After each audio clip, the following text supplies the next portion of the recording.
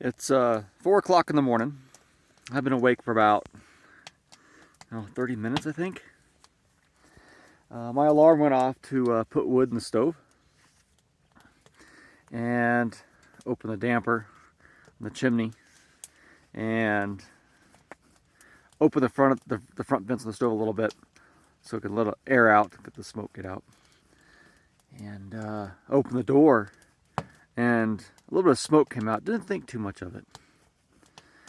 Put some wood in the fire and close the front vents a little bit so the fire can get going.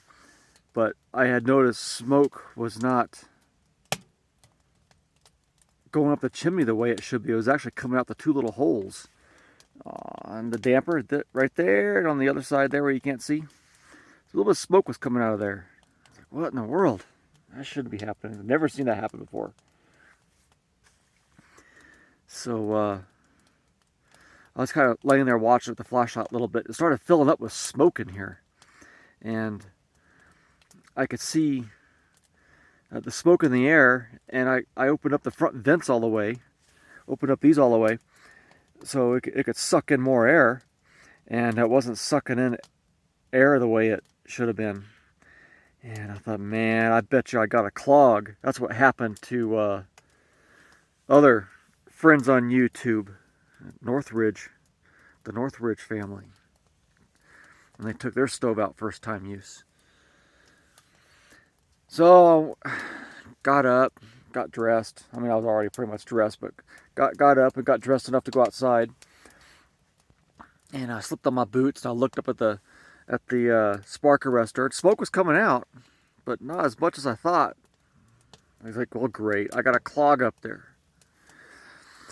And I can't reach it by hand. So I grabbed my shovel.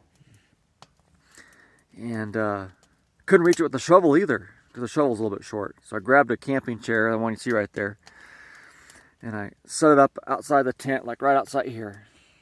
I stood on it real careful with the shovel.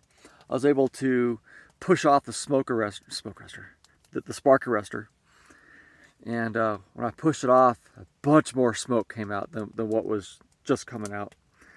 And the smoke arrestor hit the ground, and I saw a bunch of soot and creosote come off of it, fall off of it.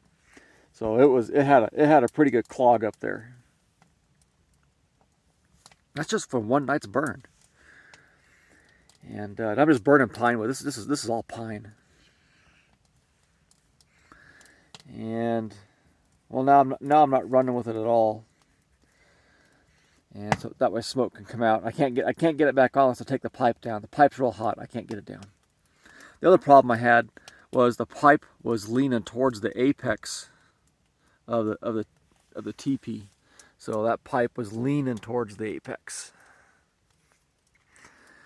And got to looking at it, and the front of the stove had sinking down more than the rear of the stove due to snow melt. That's a fiberglass welding blanket down there.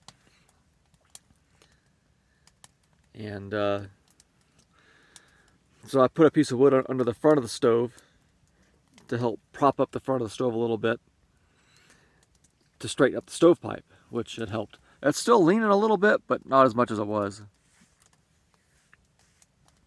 So I had two problems there, and it still smells like smoke in here, but it's still clearing out. Third problem I had was my air mattress. Air mattress went almost flat.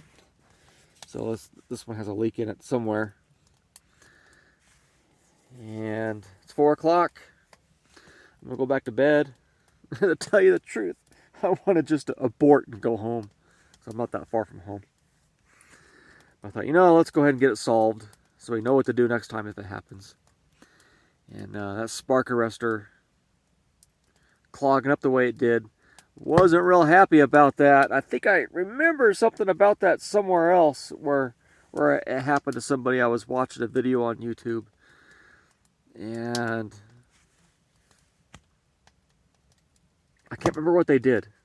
I'm still sleepy. I still don't have my wits under me. I probably could have said everything I had to say in this video in 2 minutes if I was wide awake. All right. well, that's it for now. We will go back to bed and hopefully wake up again as daylight. That is all.